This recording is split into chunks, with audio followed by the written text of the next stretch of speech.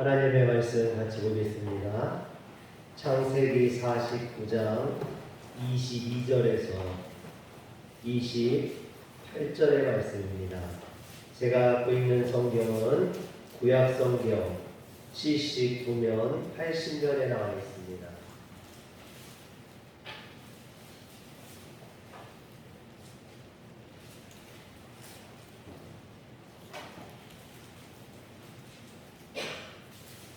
창세기 49장 22절부터 28절까지 같이 교독하겠습니다.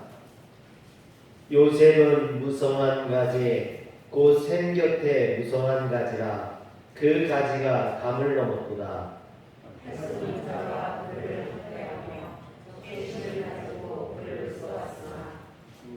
요셉의 활은 도리어 굳세며 그의 팔은 힘이 있으니 이는 야곱의 전능자 이스라엘의 반석인 목자의 손을 힘입음이라.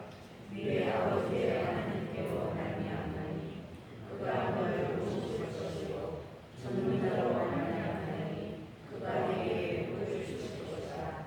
위로 하늘의 복과 아래로 깊은 새의 복과 저물이는 복과 해의 복이라. 내 아버지의 축복이 내 선조의 축복보다 나아서 영원한 산이 한이 없음같이 이 축복이 요셉의 머리로 돌아오며 그 형제 중 뛰어난 자의 종수리로 돌아오리로다. 왜냐하면 그가 굶는 이라.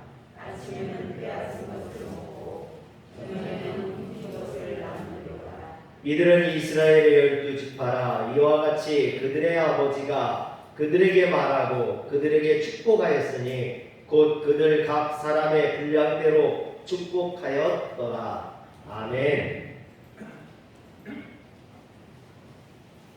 할렐루야. 고대 로마의 동전을 보면 시작의 신 또는 문의 신이라고 하는 야누스의 얼굴이 새겨져 있는 것을 보게 됩니다. 그런데 이 야누스는 두 개의 얼굴을 가지고 있죠. 한 얼굴은 서편을 향하여 있고 다른 얼굴은 해가 뜨는 동쪽을 바라보고 있습니다. 그래서 어떤 것이 지나고 끝나고 다시 시작할 때 이 야누스, 그래서 문에다가 야누스를 새겨놓는 겁니다. 지나간 시간들에 대해 문이 닫혀진과 동시에 새로운 미래의 문이 열려지는 것을 뜻하죠. 이런 의미에서 무엇을 끝내고 다시 시작할 때 야누스의 변곡점에 와 있다라고 말하기도 합니다. 저는 오늘이 이런 야누스의 변곡점과 같은 그런 날이 아닌가 생각합니다. 오늘은 후반기를 시작하는 7월 첫째 주로 우리는 맥주 감사주일로 지키고 있습니다. 본래 맥주 감사주일은 보리를 수확하고 감사하는 절기입니다. 그래서 출애굽기 23장 16절에 보면 맥주절을 지키라. 이는 내가 수고하여 밭에 뿌린 것에 첫 열매를 거두미니라 했습니다. 이스라엘 백성들이 밭에 뿌려서 거둔 첫 번째 곡식이 바로 밀과 보리라는 거죠. 그래서 하나님은 맥주절을 지키라 했던 것입니다. 그러나 우리 민족은 보리를 주식으로 하지도 않을 뿐만 아니라 보리 농사를 짓지도 않습니다. 그래서 어떤 분들은 맥주절을 지키지 않아도 된다고 주장하는 분들도 있습니다. 그러나 오늘 우리가 맥주절을 지키는 것은 보리 수확을 감사하기 위해서 지키는 것이 아니라 첫 열매에 대한 감사하는 절기입니다. 즉 1년의 전반기를 결산하면서 하나님이 우리들에게 주셨던 그 귀한 열매들을 우리가 수확하고 그것에 감사하면서 하나님 앞에 절기로 지키는 것이죠. 그래서 시기적으로도 보면 야누스의 변곡점이라 할 수 있는 1년의 절반이 지나고 후반기가 시작되는 7월 첫째 주, 이 주일이 바로 맥주 감사절인 것입니다. 그러므로 우리는 전반기 하나님이 주신 축복의 열매들을 생각하며 감사할 수 있어야 되고, 또한 후반기를 하나님의 은혜를 생각하면서 새롭게 열 수 있어야 될 줄 믿으시길 바랍니다. 그런데 오늘 말씀에 보면 이스라엘 12지파의 조상이 되는 야곱이 인생의 문이 닫혀지는, 죽음이라는 인생의 문이 닫혀지는 그 순간에 자신의 아들들을 축복함으로 새로운 축복의 문, 인생의 문을 여는 것을 보게 됩니다. 그런데 12아들에 대한 야곱의 축복을 보면 각자의 행위를 근거로 하나님의 축복과 저주가 갈라지게 됩니다. 즉 하나님의 축복과 저주는 사람의 행위와 무관하지 않다라는 것입니다. 그러므로 우리가 하나님의 말씀대로 살았다면 우리에게는 하나님의 축복의 열매가 열리게 될 것이고, 우리가 하나님의 말씀을 떠나서 살았다면 우리에게는 하나님의 축복의 열매가 열릴 수 없다라는 거죠. 사랑하는 성도 여러분, 오늘 이 시간이 여러분들에게 축복의 열매를 맺히는 그런 귀한 축복의 시간이 되시길 주의 이름으로 축원합니다.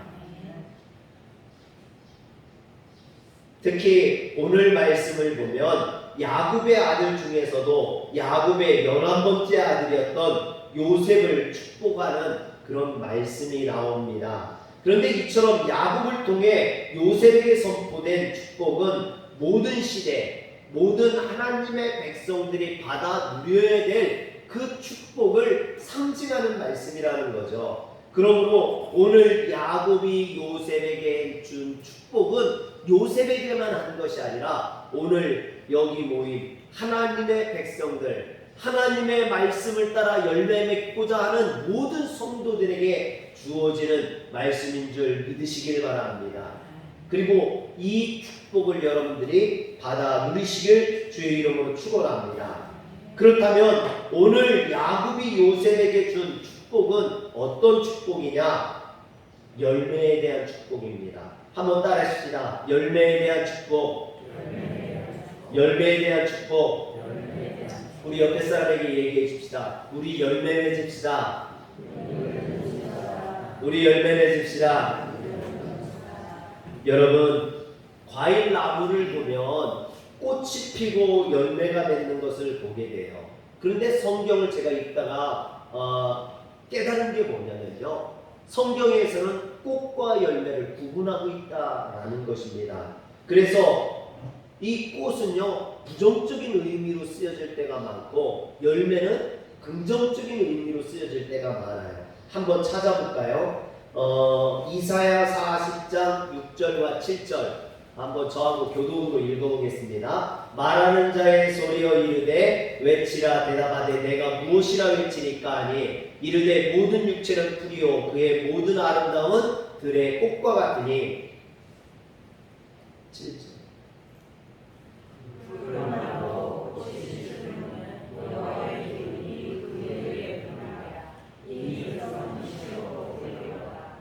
아멘. 야고보서 1장 10절에도 보면 이는 그가 풀의 꽃과 같이 지나가니라 그랬습니다. 또 베드로전서 1장 24절에도 보면 그러므로 모든 육체는 풀과 같고 그 모든 영광은 풀의 꽃과 같으니 풀은 마르고 꽃은 떨어짐이라 그랬습니다. 이처럼 꽃은 아름답지만 쉽게 시들고 마르고 떨어진다라는 것이죠. 세상의 것들은 아름다워 보이지만 이처럼 꽃처럼 쉽게 져버리고 떨어져 버리는 것이다 라는 겁니다. 반면에 성경에서 열매는 어떻게 표현을 할까요? 마태복음 7장 18절 20절 한번 교독하겠습니다. 좋은 나무가 나쁜 열매를 맺을 수 없고 못된 나무가 아름다운 열매를 맺을 수 없느니라. 19절.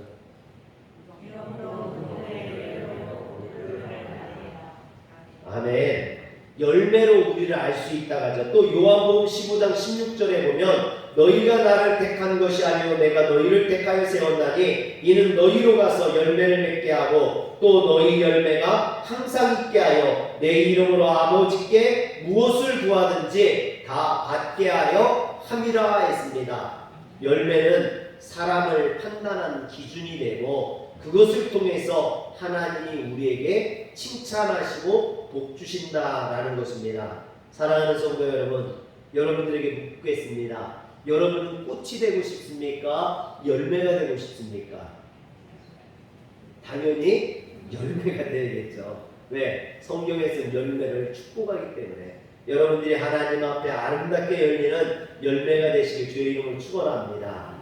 당연히 우리는 꽃보다는 열매를 사모해야 됩니다. 그런데 야곱은 요셉을 축복하면서 그를 가르쳐서 오늘 말씀 22절에 뭐라 하냐면 무성한 가지라고 했어요. 여러분 축복치고는 무성한 가지, 무성한 열매가 맺는 가지라면 모르겠는데 무성한 가지는 잎사귀만 많고 쓸모없는 건 아닌가. 그래서 성경에 보면 예수님께서 그 열매 맺지 못하는 무성한 무화과 나무를 저주하셔서 마르게 하신 사건이 있지 않습니까? 그런 거 아닌가 생각할 수 있습니다. 그러나 이 구절은 공동번역으로 보면 열매가 주렁주렁한 가지라고 분명히 되어 있습니다. 이처럼 야곱은 요셉을 많은 열매를 맺는 무성한 가지가 되라고 축복했던 것입니다. 그렇다면 요셉이 맺은 열매는 어떠한 열매였을까요? 요셉은 그의 인생에서 그 아버지의 축복처럼 열매 맺는 인생을 살았습니다.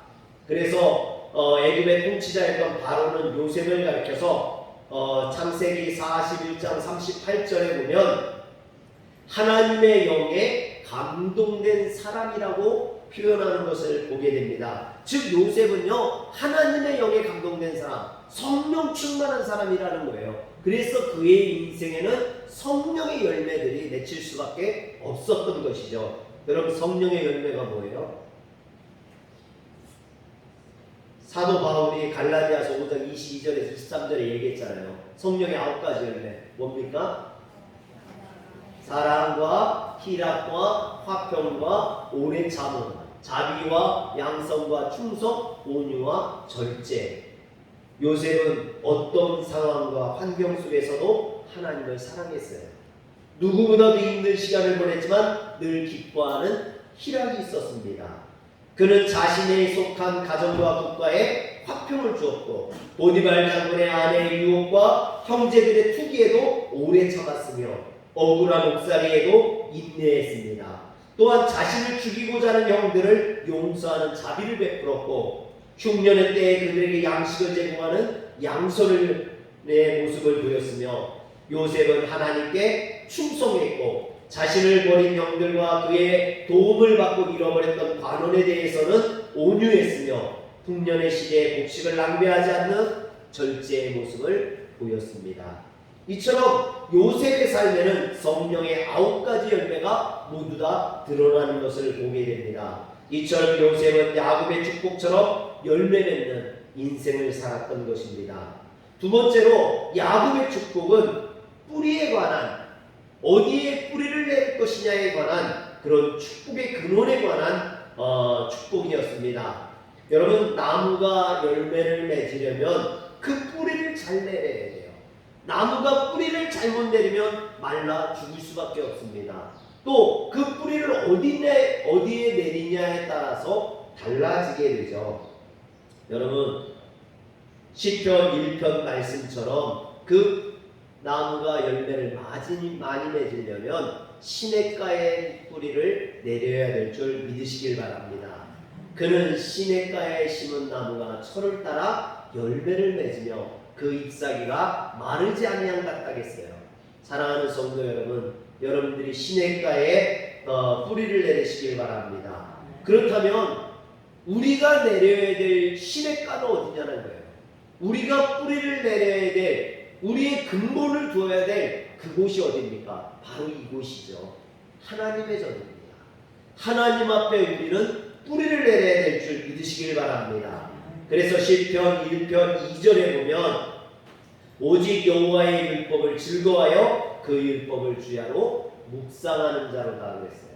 하나님의 말씀에 뿌리를 둔 사람은 하나님으로부터 영향을 공급받아서 늘 풍성한 열매를 맺는 줄 믿으시길 바랍니다.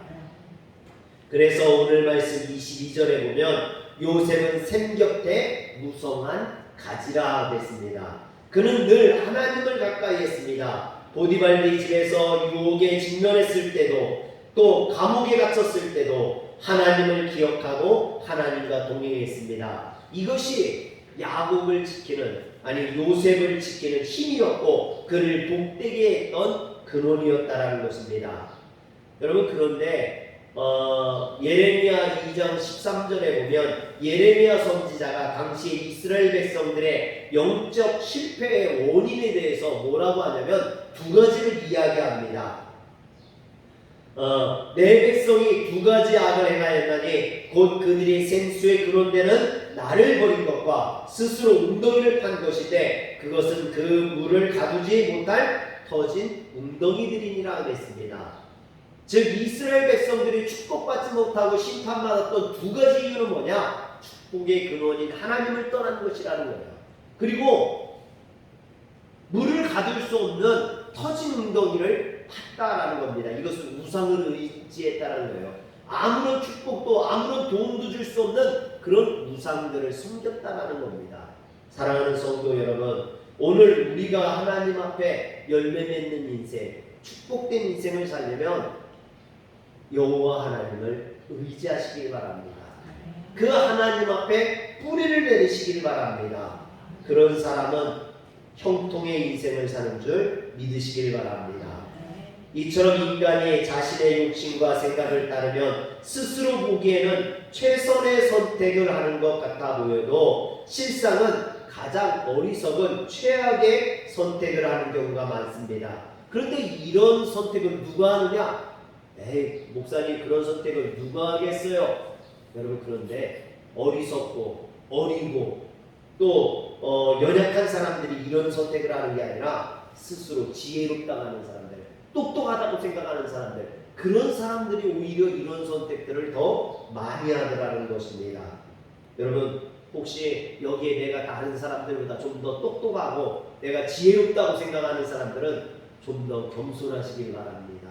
그 똑똑하다고 지혜롭다고 생각하는 것이 오히려 하나님 앞에 미련한 행동을 할 때가 더 많다라는 것이죠. 그러므로 우리는 겸손히 하나님을 의지해야만 합니다. 하나님을 믿고 따라야만 합니다. 우리는 시냇가에 뿌리를 내는 나무처럼 늘 주님을 가까이 해야 많은 열매를 맺는 줄 믿으시길 바랍니다.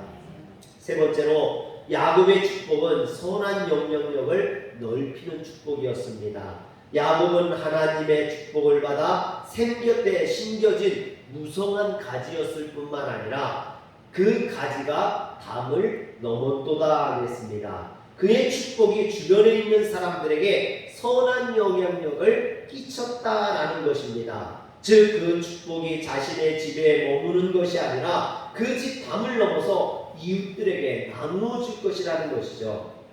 요셉은 이처럼 축복이 담장을 넘어 이웃들에게 나누어 주는 그런 인생을 살았습니다. 요셉이 보디발디 장군의 집에 팔려갔을 때 요셉으로 인해서 그 집이 하나님 앞에 형통하게 되었습니다. 그래서 창세기 39장 2절과 소연아 39장 2절과 3절 여호와께서 요셉과 함께 하심으로 그가 형통한 자가 되어 그의 주인 애굽 사람들의 집에 있으니 3절 그의 주인이 여호와께서 그와 함께 하심을 보며 또 여호와께서 그의 범사에 형통하게 하심을 보았더라 그랬습니다. 여러분, 이처럼 하나님께서 그를 축복해 주셨다라는 거죠. 그래서 39장 5절에 보면 그가 요셉에게 자기의 집과 그의 모든 소유물을 주관하게 한 때부터 여호와께서 요셉을 위하여 그 애굽 사람의 집에 복을 내리심으로 여호와의 복이 그 집과 밭에 있는 모든 수유에 미친지라 그랬습니다. 여러분, 이 복이 보디발 장군이 받은 이 복이 누구 때문에 이루어진 복이에요? 요셉 때문에 이루어진 복이라는 겁니다. 그래서 아마 이 보디발 장군은 요셉을 가리키면서 늘 그랬을 것 같아요. 야, 넌 우리 집의 복덩이야.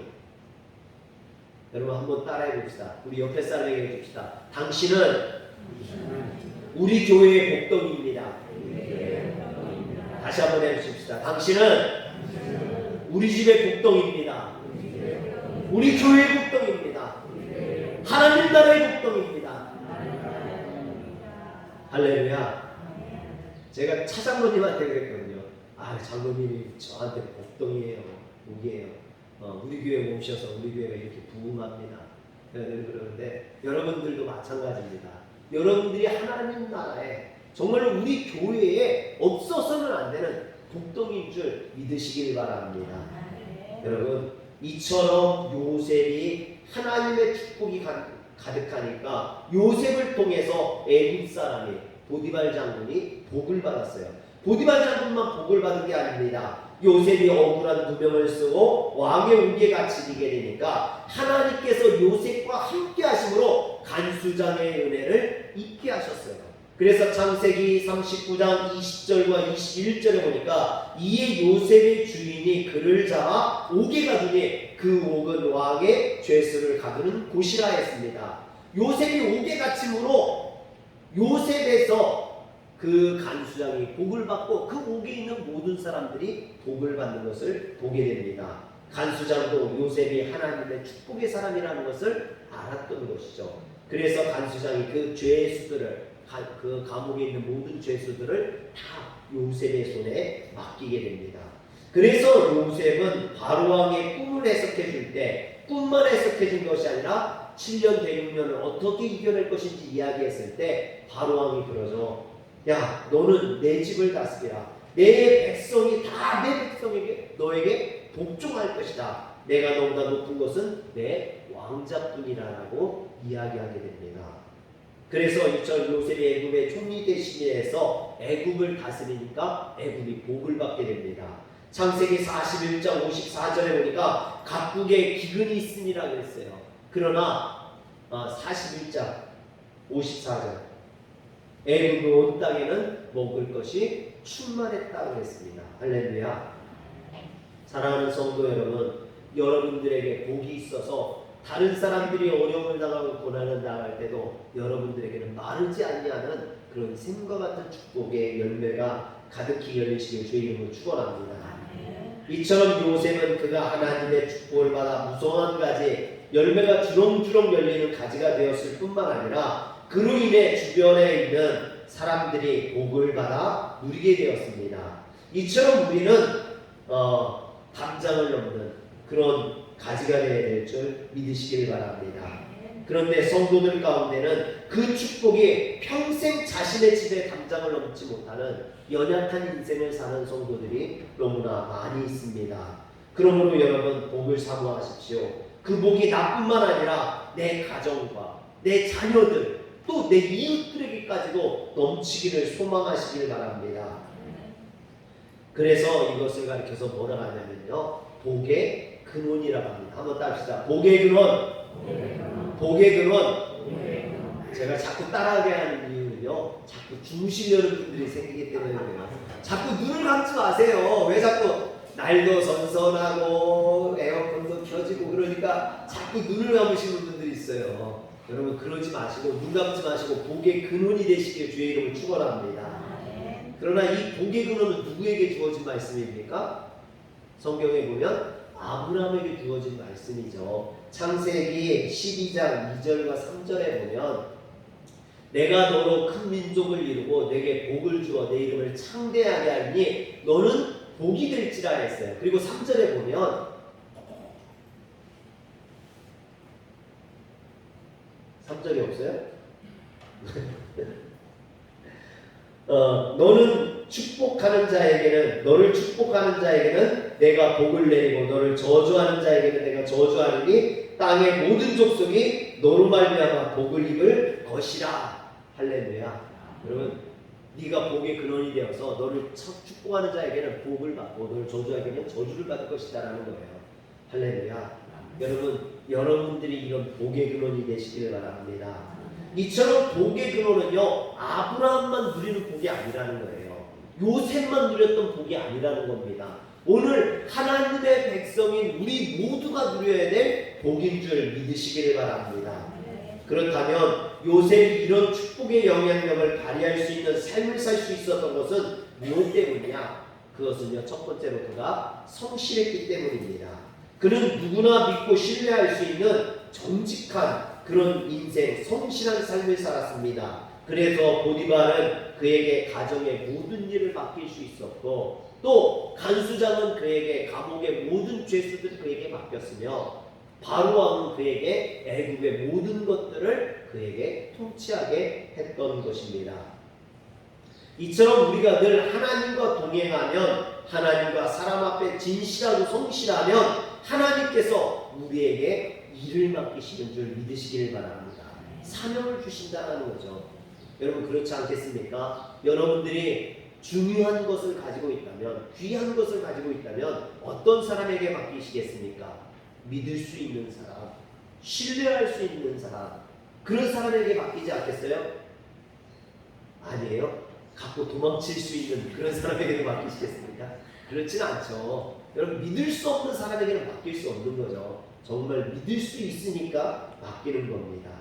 두 번째로 그는 선한 인생을 살고자 노력했습니다. 진정한 선은 자신의 이기심의 옥함을 깨고 자신의 것을 이웃에게 베푸는 것입니다. 요셉은 자신에게 억울하게 누명을 씌웠던 보디발의 아내나 자신에게 은혜를 입고도 잃어버렸던 술 맡은 관원장을 벌하지 않았습니다.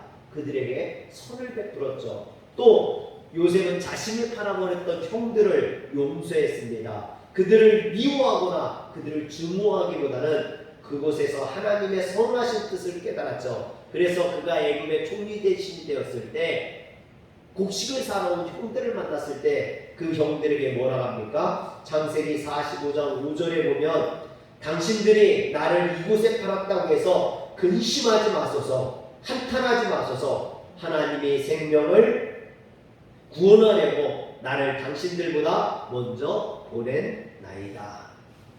할렐루야. 여러분 요셉이 이렇게 선하게 살 수 있었던 건요, 선하신 하나님이 그와 늘 함께 하심을 알았기 때문입니다. 세 번째로 그는 기회가 주어질 때마다 그래서 하나님을 드러내는 삶을 살았습니다. 하나님을 증거하는 삶을 살았습니다. 그래서 자신을 유혹하는 보디발디 장군 아내에게 창세기 39장 9절에 보면 내가 어찌 이 큰 악을 행하여 하나님께 죄를 지으리까 그랬습니다. 하나님을 증거하고 있죠.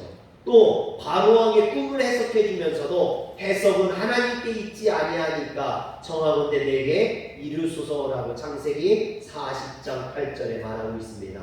이처럼 요셉은 항상 하나님을 드러내는 삶을 살았습니다.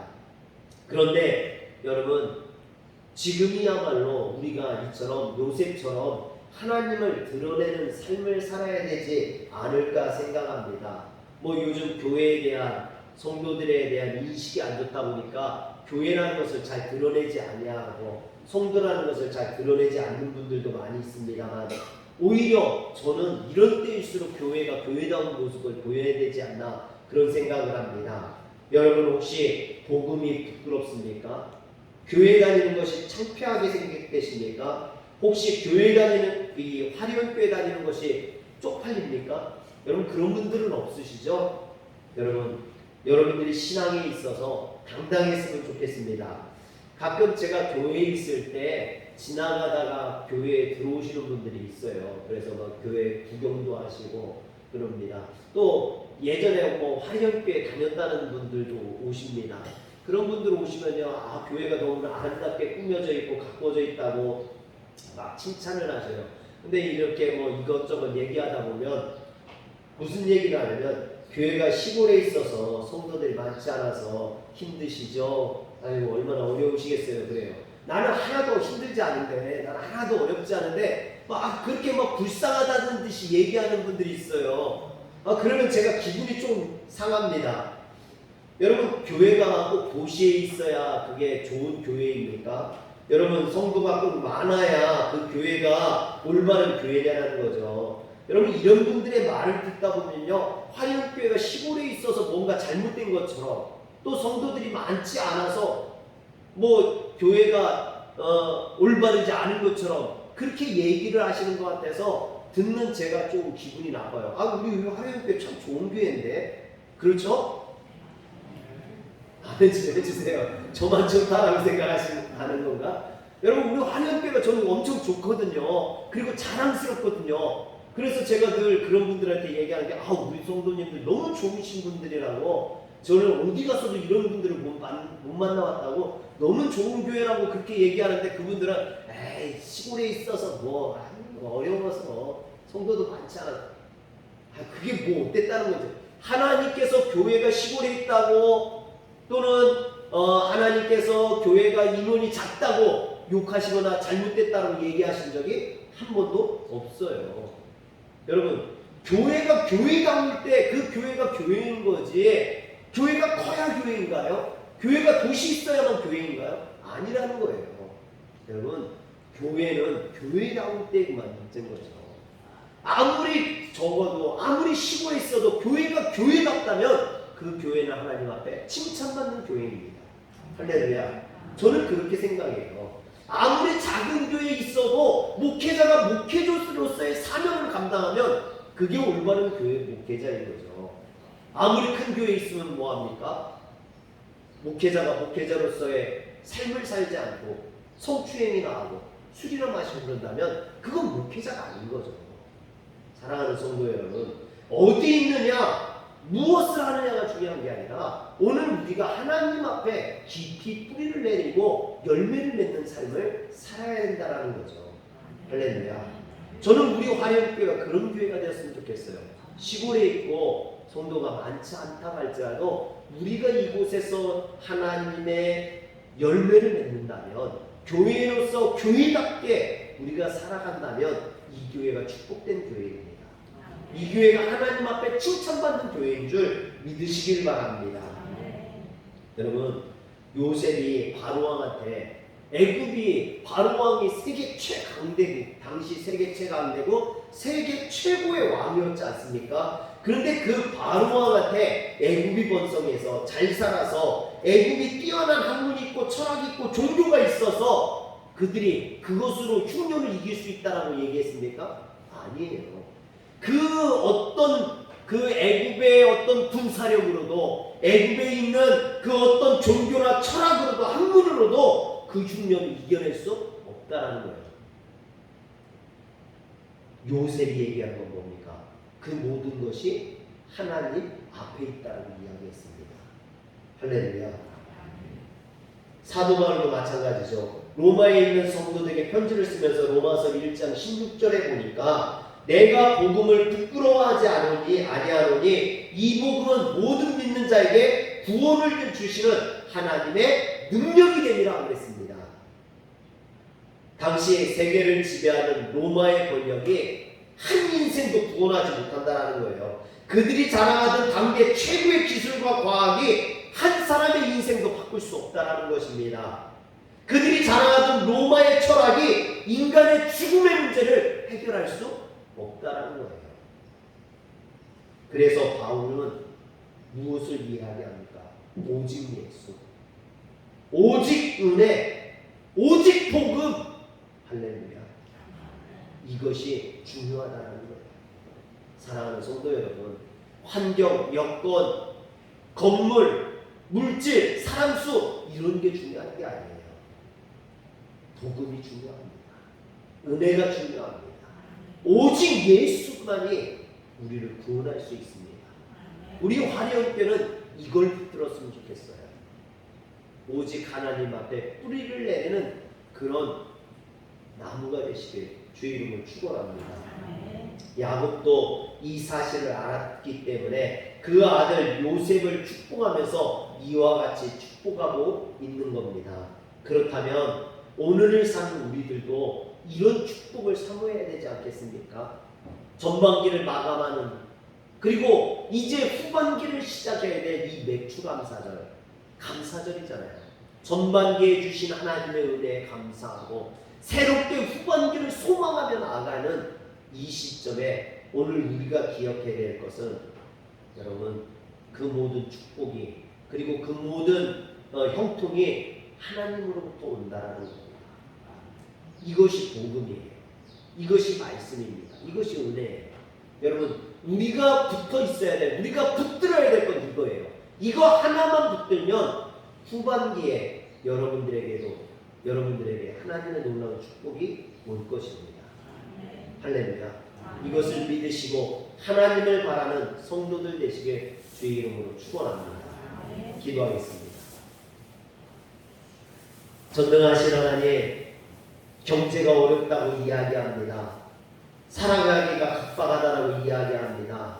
환경이, 여건이 코로나로 인해서 너무나 안 좋다고들 이야기합니다. 그러나 하나님, 하나님에게 뿌리내는 백성들은, 하나님을 악망하는 성도들에게는 하나님께서 놀라운 축복과 은혜를 베풀어 주실 줄 믿사옵나니, 이 후반기를 시작한 맥주감사절에 하나님의 은혜를 우리가 감사하면서 다시 한번 내가 하나님 앞에 붙어 있겠다고, 내가 다시 한번 하나님을 악망하겠다고 결단하게 하시고 하나님을 소망하게 하여 주시옵소서. 하나님으로부터 그 모든 복이 시작됨을 우리가 믿사옵나니, 하나님이여, 이 모든 여건과 환경을 이기고 승리할 수 있도록 주님 도와 주시옵소서. 우리 주 예수님의 이름으로 기도합니다. 아멘.